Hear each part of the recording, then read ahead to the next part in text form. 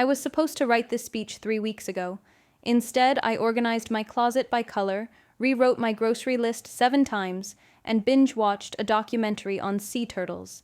But this isn't a story about laziness. It's a story about fear. Fear of not being perfect, of not being heard, of being too much or not enough. There is a peculiar kind of silence that falls not from apathy, but from overthinking. A silence born not out of disinterest, but from the fear of saying something wrong. This is the silence that often shadows the feminist voice, the one that hesitates, revises, deletes, rewrites, and ultimately says nothing at all. Perfectionism doesn't always look like neatly color-coded planners or flawlessly curated projects. Sometimes it wears the face of a woman staring at a blinking cursor for hours, afraid to begin. It's easy to misunderstand this kind of paralysis. On the surface, it may seem like laziness, procrastination, or even irresponsibility, but underneath, it's often something far more complicated and emotionally consuming, the desire to do justice to something that matters deeply, paired with the internalized fear of falling short. When someone identifies as a feminist, especially in today's climate of hypervisibility and instant critique, the pressure to articulate thoughts with absolute precision can be overwhelming. There's a need to be politically correct, intersectionally aware, deeply empathetic, and intellectually rigorous all at once. The stakes feel so high because feminism isn't just a theory or opinion, it's a lived experience, a commitment to justice, a response to centuries of inequality. Saying something imperfect feels not just like a personal mistake, it feels like a betrayal of that legacy. And so, many feminists, especially those newer to the movement or those who carry marginalized identities, find themselves holding back, not because they don't care, but because they care too much.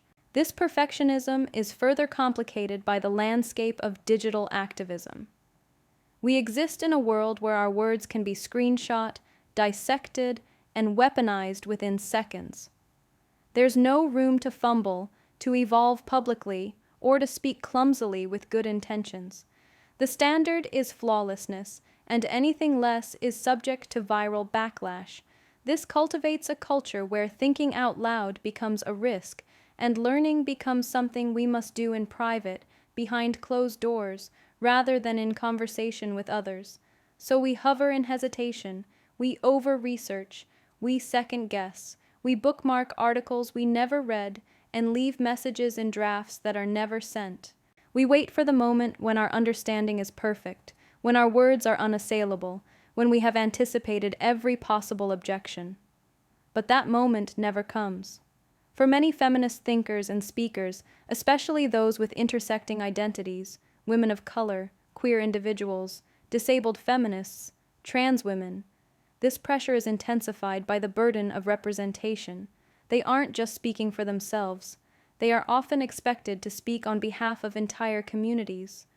One misstep feels amplified, one omission feels like abandonment. And this responsibility to be the perfect spokesperson often leads to silence, because how does one voice possibly account for everyone's truth? It's an impossible task, and yet it becomes an internalized expectation. This is how perfectionism morphs into paralysis, not because of a lack of motivation, but because of an excess of emotional labor, scrutiny, and care. What makes this paralysis particularly painful is that it often occurs in spaces that claim to be progressive, inclusive, and feminist themselves. It doesn't only come from external critics or ideological opponents. It comes from inside the movement. Feminist spaces, though rich with support and solidarity, can also be sites of intense judgment.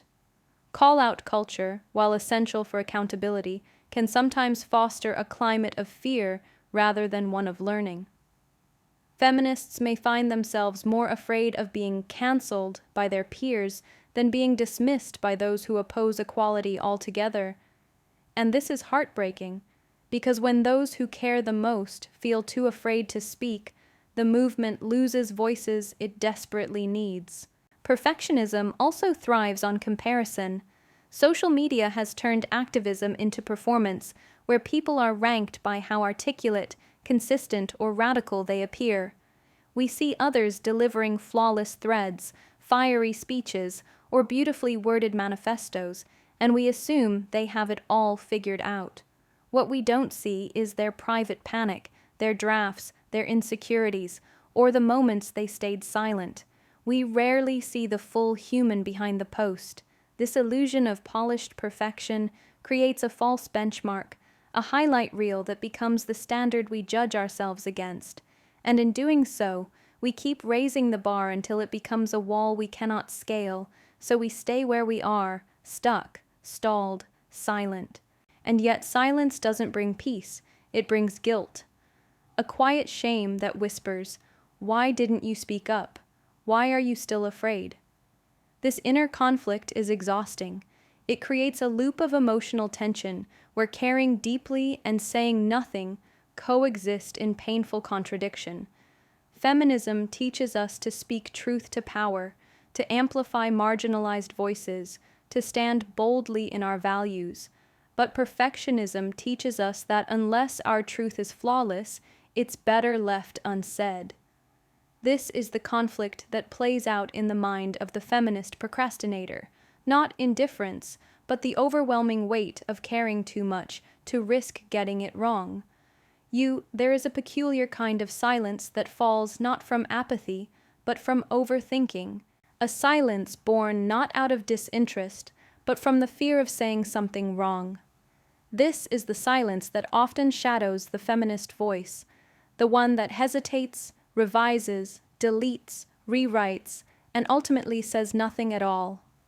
Perfectionism doesn't always look like neatly color-coded planners or flawlessly curated projects. Sometimes it wears the face of a woman staring at a blinking cursor for hours, afraid to begin. It's easy to misunderstand this kind of paralysis.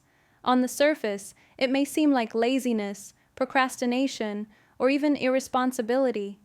But underneath, it's often something far more complicated and emotionally consuming. The desire to do justice to something that matters deeply, paired with the internalized fear of falling short. When someone identifies as a feminist, especially in today's climate of hypervisibility and instant critique, the pressure to articulate thoughts with absolute precision can be overwhelming. There's a need to be politically correct, intersectionally aware, deeply empathetic, and intellectually rigorous, all at once. The stakes feel so high because feminism isn't just a theory or opinion, it's a lived experience, a commitment to justice, a response to centuries of inequality. Saying something imperfect feels not just like a personal mistake, it feels like a betrayal of that legacy. And so, many feminists, especially those newer to the movement or those who carry marginalized identities, find themselves holding back. Not because they don't care, but because they care too much. This perfectionism is further complicated by the landscape of digital activism. We exist in a world where our words can be screenshot, dissected, and weaponized within seconds. There's no room to fumble, to evolve publicly, or to speak clumsily with good intentions. The standard is flawlessness, and anything less is subject to viral backlash. This cultivates a culture where thinking out loud becomes a risk, and learning becomes something we must do in private, behind closed doors, rather than in conversation with others. So we hover in hesitation, we over-research, we second-guess, we bookmark articles we never read and leave messages in drafts that are never sent. We wait for the moment when our understanding is perfect, when our words are unassailable, when we have anticipated every possible objection. But that moment never comes. For many feminist thinkers and speakers, especially those with intersecting identities, women of color, queer individuals, disabled feminists, trans women, this pressure is intensified by the burden of representation. They aren't just speaking for themselves, they are often expected to speak on behalf of entire communities. One misstep feels amplified, one omission feels like abandonment. And this responsibility to be the perfect spokesperson often leads to silence, because how does one voice possibly account for everyone's truth? It's an impossible task, and yet it becomes an internalized expectation. This is how perfectionism morphs into paralysis, not because of a lack of motivation, but because of an excess of emotional labor, scrutiny, and care. What makes this paralysis particularly painful is that it often occurs in spaces that claim to be progressive, inclusive, and feminist themselves. It doesn't only come from external critics or ideological opponents, it comes from inside the movement. Feminist spaces, though rich with support and solidarity, can also be sites of intense judgment. Call-out culture, while essential for accountability, can sometimes foster a climate of fear rather than one of learning. Feminists may find themselves more afraid of being cancelled by their peers than being dismissed by those who oppose equality altogether. And this is heartbreaking, because when those who care the most feel too afraid to speak, the movement loses voices it desperately needs. Perfectionism also thrives on comparison. Social media has turned activism into performance, where people are ranked by how articulate, consistent, or radical they appear.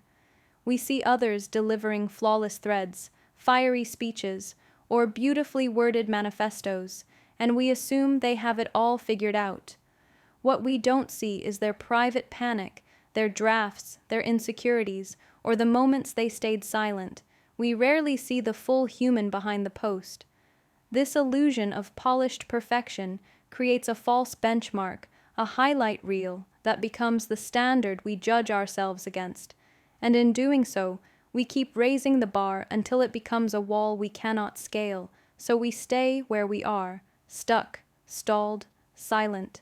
And yet, silence doesn't bring peace, it brings guilt, a quiet shame that whispers, "Why didn't you speak up? Why are you still afraid?" This inner conflict is exhausting. It creates a loop of emotional tension where caring deeply and saying nothing coexist in painful contradiction. Feminism teaches us to speak truth to power, to amplify marginalized voices, to stand boldly in our values. But perfectionism teaches us that unless our truth is flawless, it's better left unsaid. This is the conflict that plays out in the mind of the feminist procrastinator, not indifference, but the overwhelming weight of caring too much to risk getting it wrong. There is a subtle but relentless pressure that often creeps in the moment someone dares to speak publicly as a feminist, especially if they carry an identity that exists on the margins. It's not always spoken aloud, but it hums underneath every conversation, every panel, every social media post. The unspoken expectation that you must not only tell your truth, but somehow tell everyone's truth, that your voice must be broad enough to include every perspective, yet specific enough to remain grounded in authenticity. This expectation is quietly suffocating because it sets an impossible standard. The moment you take the mic, you are no longer just yourself. You are a stand-in for an entire gender, an entire race, an entire movement.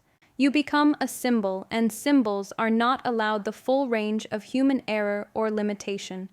So you edit, you hesitate, you overcompensate, and sometimes you go completely quiet, not because you have nothing to say, but because the cost of speaking imperfectly feels too high.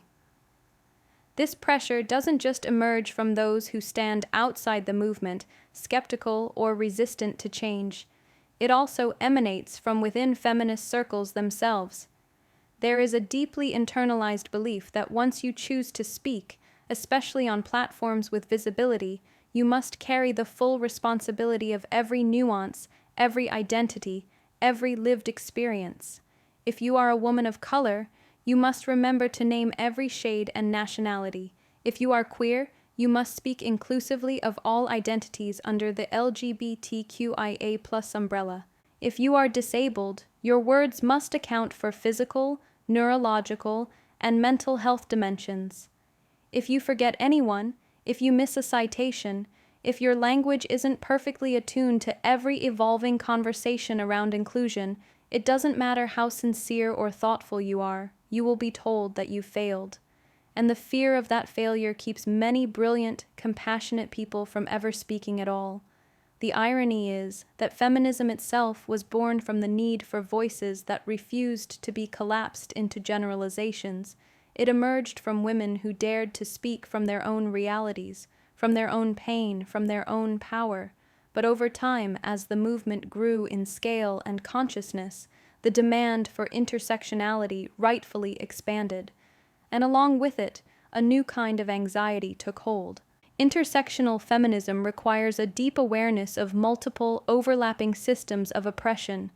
It's necessary, vital, and non-negotiable, but it can also be paralyzing when it becomes weaponized against individuals rather than institutions. Instead of creating space for many voices, we sometimes hold one person hostage to the expectation that they must contain every voice. And that's simply not humanly possible. This burden is especially intense for those who are invited into the public eye, often reluctantly, to speak on feminism from personal experience. A woman may be invited to a panel or to write an article because she has survived something, because she holds a particular identity, because she brings something raw and real to the conversation, and yet the moment she begins to speak, she is scrutinized for what she didn't say. She is critiqued not for her truth, but for the truths she left out. The spotlight becomes a microscope, and what might have been an opportunity to empower others becomes a test she never volunteered to take. She may leave the stage not with a sense of impact, but with a sinking feeling that she somehow failed the movement by not being encyclopedic enough, representative enough, perfect enough. This dynamic creates a chilling effect. When individuals are afraid that any attempt to contribute will be met with backlash for not being sufficiently inclusive, they begin to opt out of the conversation entirely. They don't post, they don't speak, they don't write. They wait for someone more qualified, more representative, more bulletproof to take their place. But the person they are waiting for never comes, because she too is waiting, afraid of the same thing. And in that gap, the discourse becomes dominated by either the loudest or the most confident, not necessarily the most thoughtful. The nuanced, emotionally intelligent, self-aware voices that the movement needs most become silent casualties of the impossible demand to be everything to everyone at all times. Even outside of the public sphere, this pressure shows up in intimate spaces, in classrooms, in friend groups, in meetings at work. When a woman who identifies as a feminist is asked her opinion, she knows that her answer will not be taken as her own alone. She knows it will be weighed and interpreted as what feminists think. She knows that if she expresses anger, it might be seen as validating stereotypes. If she shows uncertainty, it might be seen as weakness. If she speaks with confidence, it might be seen as arrogance. And so she becomes hyper-aware, filtering every word through imagined consequences. She wants to speak truthfully, but also responsibly. She wants to own her voice, but not at the cost of invisibilizing someone else. She wants to be bold, but not reckless. And in the middle of all this mental gymnastics, her actual message, what she came to say, starts to fade under the weight of who she is expected to be. There is a unique and deeply personal kind of fear that takes root when one chooses to speak out about feminism, a fear that is not merely about disagreement, but about the very real possibility of being misunderstood, misrepresented, and subsequently attacked. This fear doesn't come from a place of weakness, but from an acute awareness of the stakes involved. Feminism, by its very nature, challenges entrenched power structures and social norms, and anyone who steps into that arena exposes themselves to scrutiny, judgment, and often outright hostility. But beyond the obvious resistance from those opposed to feminist ideals, there is an equally daunting challenge that comes from within feminist communities themselves and from the broader cultural context. A fear that your intentions, your words, and even your identity will be distorted or weaponized against you. This fear of backlash and misunderstanding can become so overwhelming that it stops people from speaking altogether, silencing voices that the movement desperately needs. The backlash one fears is not always external or predictable. It can come in many forms: the sudden wave of criticism on social media, the pointed comments from peers who hold different interpretations of feminism, the misinterpretation of a carefully nuanced statement into something controversial or inflammatory. In an age of instant communication and viral outrage, one wrong phrase or misunderstood metaphor can spark a firestorm of debate and attack. This environment creates a pressure cooker where every word is dissected, every idea is scrutinized, and every imperfection is magnified. It is a world where the margin for error is slim to none, and the consequences of a perceived mistake can feel devastating, ranging from public shaming to professional repercussions. The fear of facing such backlash can freeze even the most passionate advocates into silence. More disheartening still is the fear of being misunderstood by those who share the same goals but hold different perspectives. Feminism is not a monolith. It is a rich, diverse tapestry of experiences, beliefs, and priorities. Yet, this diversity sometimes breeds division, misunderstanding, and criticism from within. When someone attempts to articulate their view on a complex feminist issue, they run the risk of being labeled insensitive, exclusive, or even regressive by those who interpret their words through a different lens. This internal backlash can be just as painful as external opposition because it strikes at the heart of the community and solidarity one is trying to build. It creates an atmosphere where people are afraid not only of being attacked by opponents, but also of disappointing or alienating their allies. The fear of misinterpretation within the movement itself can lead to self-censorship, where individuals weigh every word so heavily that their authentic voice becomes muffled. This fear is exacerbated by the rise of cancel culture and the increased visibility of call-out culture within feminist spaces. While accountability is essential and overdue, the sometimes unforgiving nature of these practices can contribute to a culture of fear rather than growth. The pressure to be flawless in thought and speech discourages experimentation, vulnerability, and honest conversation. People hesitate to engage with challenging topics or to admit mistakes openly because they fear that any misstep will lead to permanent ostracism rather than constructive dialogue.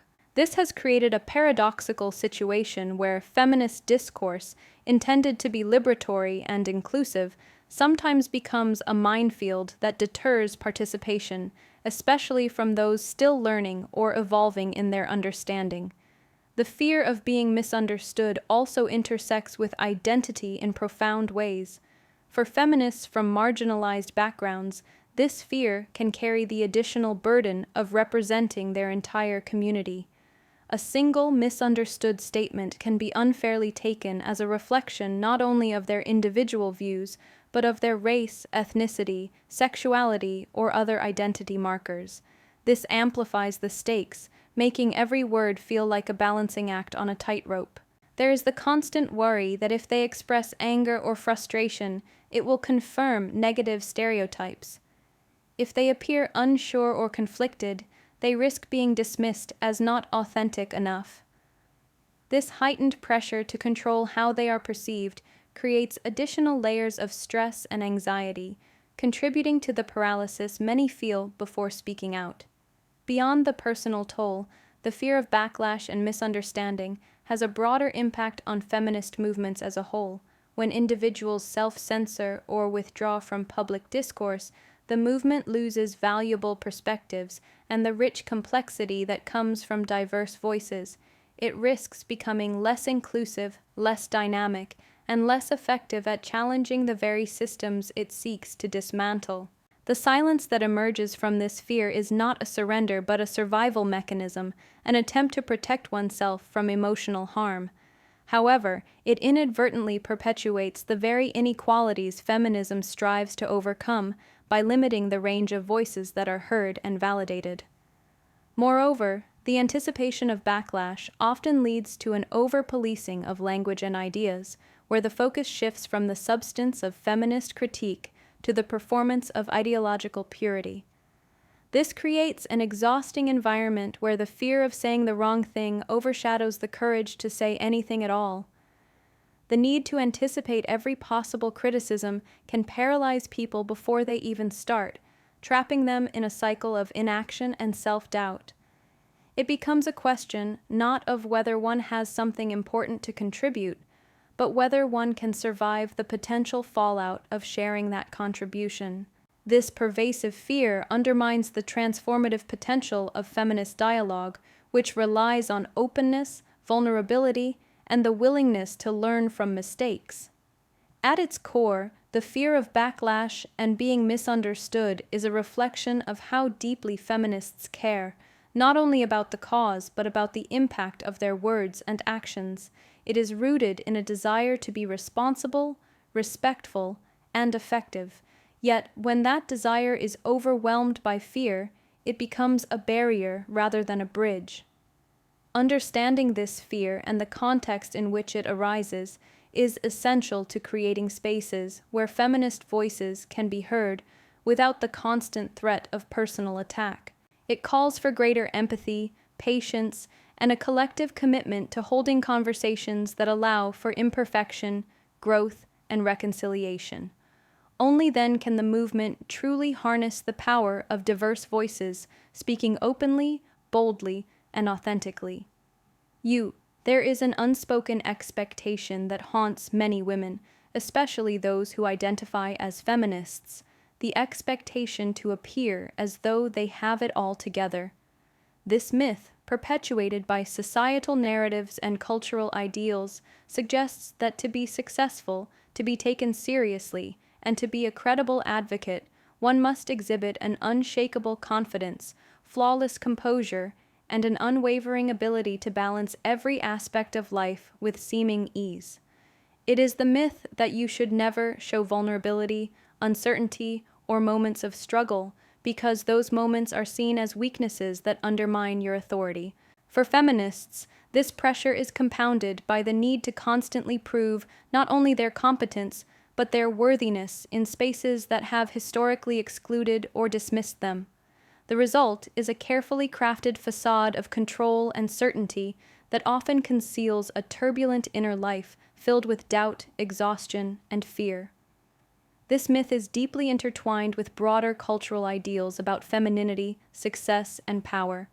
Women are often told that they can have it all: a thriving career, fulfilling relationships, activism, self-care, and more, and that it is a mark of their capability if they can manage these multiple roles without faltering.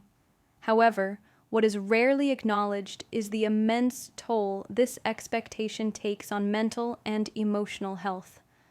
The pressure to juggle so many demands without visible strain leads to a constant state of tension, where rest and vulnerability are luxuries few feel they can afford. Feminists, in particular, bear the additional burden of activism and social responsibility, feeling compelled to show up as role models, educators, and advocates, even when they themselves are struggling. This relentless drive to appear put together is not a sign of strength alone, but often a coping mechanism designed to protect against judgment and dismissal. The myth also obscures the reality that everyone, regardless of gender, identity, or ideology, grapples with moments of uncertainty and imperfection. Feminism, at its core, is about embracing complexity and rejecting simplistic binaries, yet the myth of having it all together forces many to hide the very complexity that feminism celebrates. It pressures feminists to present a polished, curated version of themselves that fits within acceptable norms of success and leadership. Social media exacerbates this phenomenon by providing a platform where highlight reels replace real, messy experiences. Women are inundated with images and stories of peers who seem to navigate motherhood, careers, activism, and self-care flawlessly, reinforcing unrealistic standards. These curated glimpses into others' lives feed a narrative that everyone else has it figured out, deepening feelings of isolation and inadequacy among those who don't see their struggles reflected. This internalized myth can lead to profound self-doubt and the dangerous belief that struggling or asking for help is a sign of failure. Feminists who wrestle with this often experience a dissonance between their public persona and private reality. They may appear confident and articulate in discussions about gender equality and social justice, while privately battling anxiety, burnout, or imposter syndrome. The result is a disconnect that can be exhausting to maintain, leaving many feeling like they are living a double life. This divide is especially painful because it conflicts with the feminist values of authenticity, self-care, and community support. Yet admitting vulnerability sometimes feels like risking everything: the credibility, the respect, the influence that has been painstakingly earned. Furthermore, the myth of having it all together perpetuates harmful assumptions about what feminist leadership looks like. It tends to elevate those who appear polished, perfect, and endlessly capable, often sidelining voices that are raw, evolving, or in process. This narrow definition of leadership excludes many who do not fit the mold: those who are still learning, those who are balancing activism with healing, those who express themselves in non-traditional ways. It creates an unspoken hierarchy where visible success is conflated with moral or ideological superiority. As a consequence, many feminists feel pressured to conform to an idealized image rather than embracing the full spectrum of their experiences, which limits the diversity and depth of the movement itself.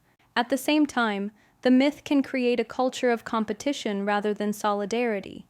When everyone feels compelled to appear flawless, it becomes harder to admit struggles or ask for support.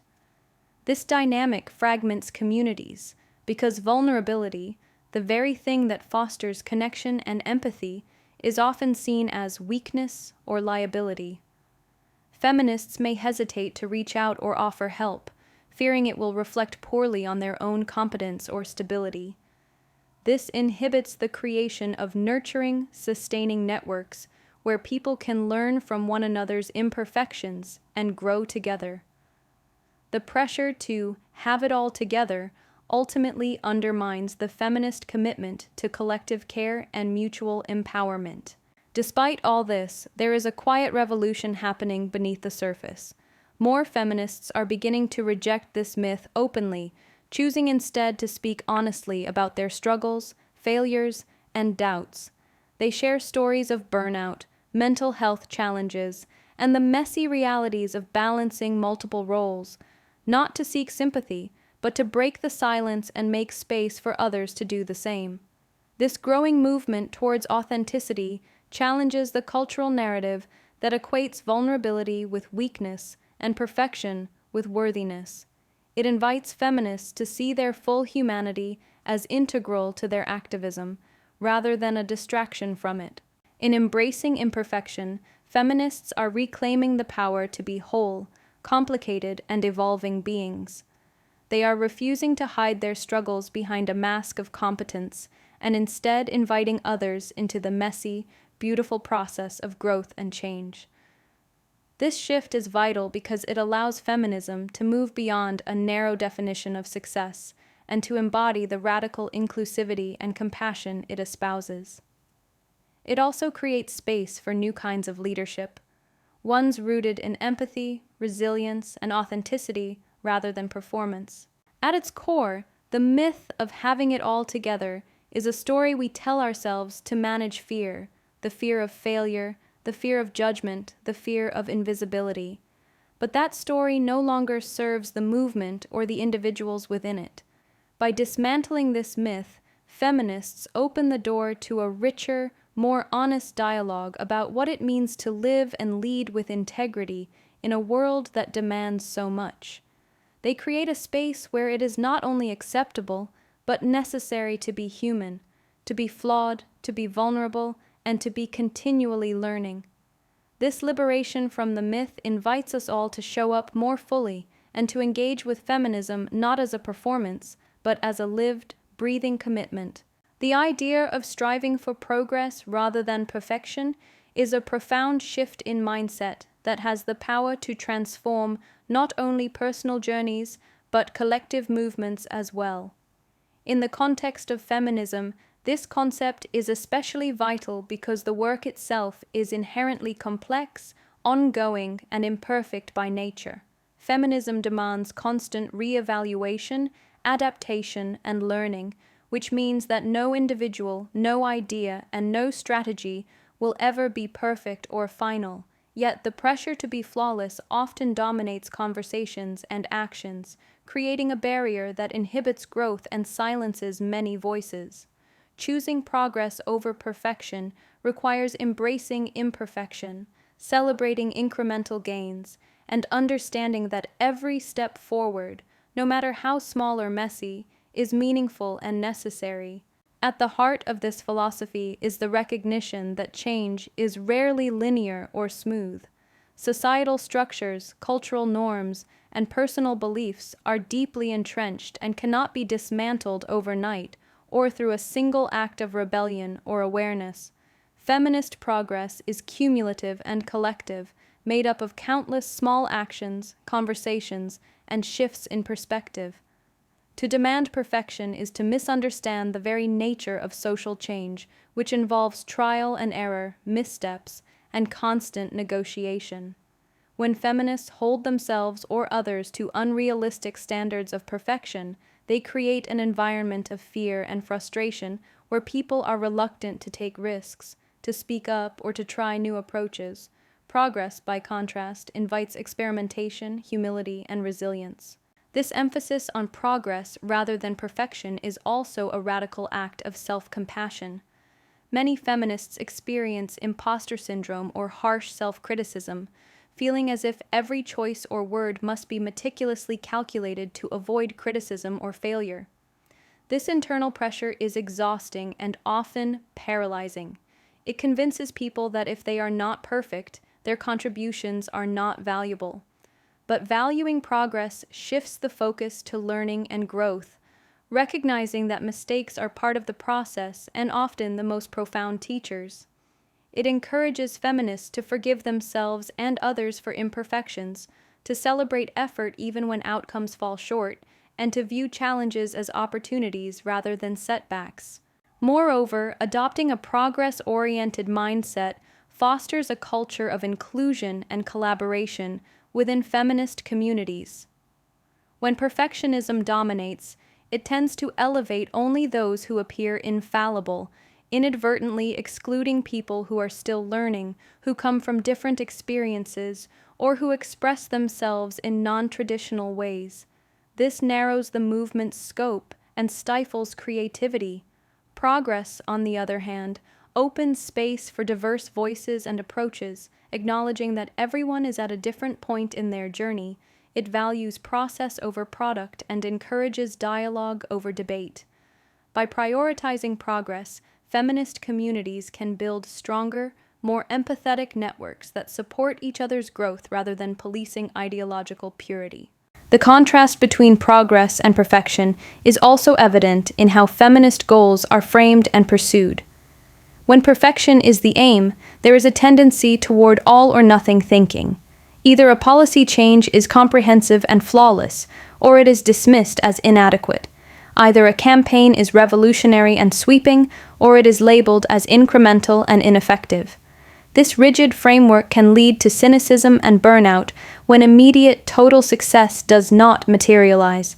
Progress reframes these goals into achievable milestones, recognizing that small victories, such as increased awareness, policy adjustments, or shifts in public discourse, are valuable steps that build momentum toward larger systemic change.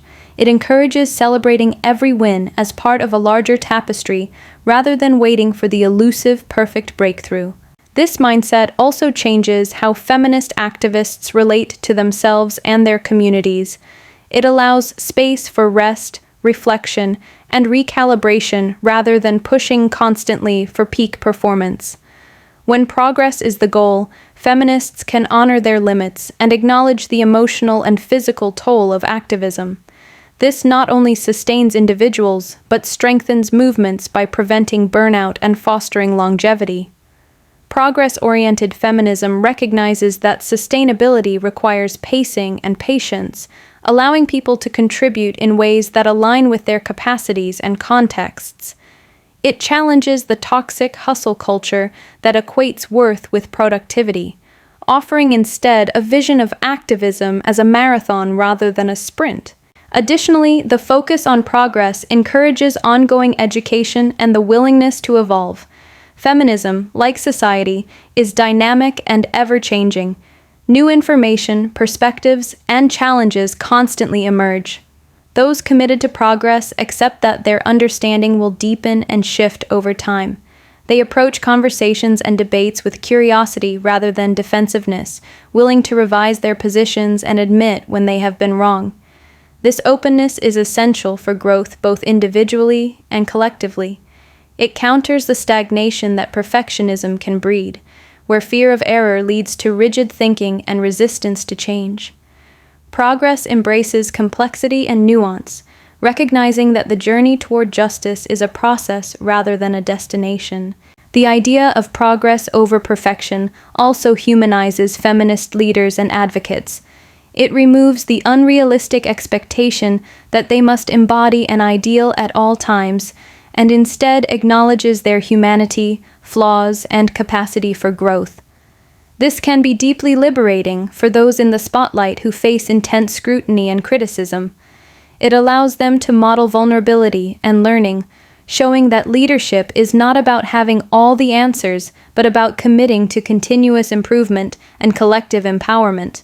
This, in turn, makes feminism more accessible and relatable to a wider audience, inviting more people to participate without fear of inadequacy. In practice, embracing progress over perfection means celebrating every effort to challenge injustice, no matter how imperfect. It means recognizing that even conversations that feel difficult or awkward are important steps toward greater understanding. It means forgiving oneself and others for missteps while staying committed to the overarching goal of equity and liberation. It means valuing persistence, courage, and intention over flawless execution. Ultimately, it transforms feminism from a source of pressure and fear into a source of hope, resilience, and shared growth. The courage to begin, anyway, is a powerful and often underestimated force that lies at the heart of feminist activism and personal growth. It is the courage to step forward despite fear, doubt, or uncertainty, to raise one's voice even when it trembles, to act even when the path ahead is unclear or fraught with obstacles. This courage is not the absence of fear, but the decision to move forward regardless of it. For many feminists, the act of beginning, whether it is starting a conversation, launching a campaign, or simply claiming space in a traditionally exclusionary environment, requires confronting an internal and external landscape of resistance. The courage to begin anyway recognizes that waiting for perfect conditions, complete confidence, or universal approval is a luxury that the urgency of justice does not afford.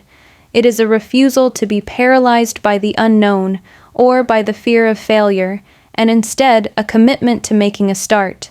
Beginning is inherently vulnerable. It means exposing oneself to criticism, misunderstanding, and sometimes outright hostility. This is especially true in feminist spaces, where speaking out often challenges deep-rooted power structures and social norms. The courage to begin anyway acknowledges that the first step might be met with resistance, not just from those opposed to feminism, but sometimes from within communities that have different perspectives or priorities. Yet, beginning despite this risk is an act of radical hope.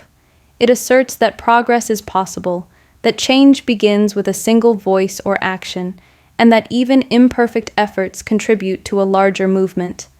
This courage transforms hesitation into momentum, showing that the act of starting is itself a form of activism. The courage to begin anyway also involves embracing imperfection. Many people hesitate to start because they fear that their efforts will be inadequate or flawed. They worry about saying the wrong thing, taking the wrong approach, or not being knowledgeable enough. This fear can be debilitating, creating a cycle of procrastination and self-doubt that keeps important conversations and actions from unfolding. But the courage to begin anyway means accepting that no one starts with all the answers. It means recognizing that mistakes and learning go hand in hand. Feminism is a continual process of education and evolution, and beginning, despite uncertainty, is a crucial part of that process. The courage to start, even when unsure, models the kind of resilience and openness that feminist movements depend on. Moreover, this courage is about resisting the inertia that often accompanies systemic oppression. The structures that feminism seeks to dismantle are designed to maintain the status quo, discouraging disruption and dissent. They foster feelings of powerlessness and futility, convincing many that their efforts will not matter or that the problems are too big to solve. In this context, the courage to begin anyway is an act of defiance and reclaiming agency. It challenges the narrative that change is impossible and asserts that collective action, even at the smallest scale, has transformative potential. This courage sparks the ripple effect, inspiring others to also begin and build on each step forward. Without it, movements stagnate, and the status quo remains unchallenged. The courage to begin anyway also requires a deep well of self-compassion. It asks individuals to be gentle with themselves when beginnings are difficult or when progress is slow. Activism and advocacy can be exhausting and emotionally taxing, and the initial steps often come with setbacks or criticism. Recognizing the courage it takes to start and honoring that effort regardless of the outcome is essential for sustaining long-term engagement. Self-compassion fuels perseverance by reminding feminists that starting is an achievement in itself, deserving of acknowledgement and celebration. It also cultivates patience with the process, allowing people to continue moving forward even when immediate results are not visible.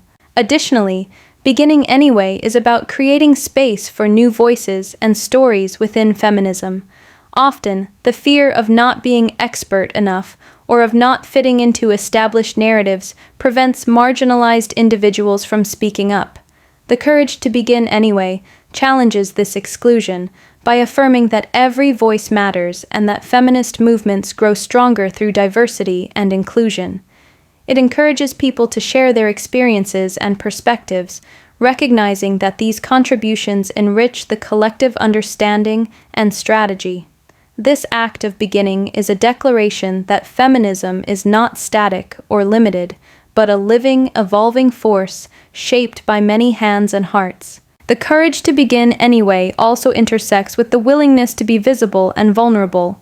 Many feminists hesitate to claim their space publicly out of fear of judgment or backlash. But the act of beginning, whether it's speaking out in a meeting, writing an article, or organizing an event, is a step into visibility. It requires embracing the risk of exposure and the possibility of criticism, and doing so anyway. This visibility is crucial for challenging norms, shifting cultural narratives, and building solidarity. When one person begins, it signals to others that it is safe to do the same, gradually breaking down barriers of silence and invisibility. In practice, the courage to begin anyway manifests in countless ways: raising a hand to ask a question, sharing a personal story, starting a local advocacy group, or even choosing to educate oneself and others despite discomfort. It may look small in the moment, but carries enormous potential to spark change. It is the recognition that no movement or individual can wait for the perfect moment or perfect conditions. Change begins in the messy, imperfect, brave act of starting, over and over again. At its core, the courage to begin anyway is an affirmation of faith, in oneself, in others, and in the possibility of change. It is a commitment to showing up and making a difference even when the outcome is uncertain. It redefines strength not as invulnerability, but as the willingness to act in spite of vulnerability. It is this courage that sustains feminist activism through setbacks and challenges, fueling the ongoing journey toward justice and equality. Inside every feminist procrastinator is a voice aching to speak, but silenced by the belief that she must speak perfectly. Let us give ourselves permission to speak anyway, not despite our fears, but alongside them. Because the most radical act isn't finishing the speech, it's starting it.